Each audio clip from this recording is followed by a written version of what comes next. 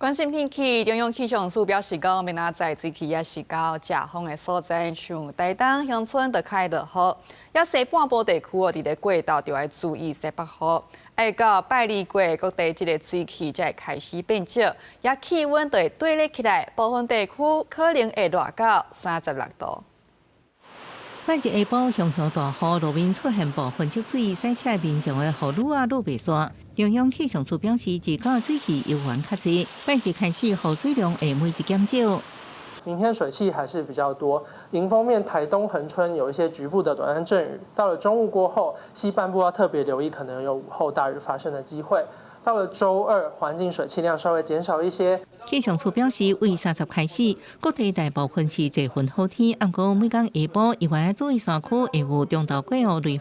雖然米克拉風台遠離台灣，不過在菲律賓東邊甲南海攏有熱帶擾動，未來是不是正做風台，要擱觀察。未來一禮拜高溫會在32到35度，大台北盆地、花東縱谷等地部排除會有36度高溫。記者綜合報道。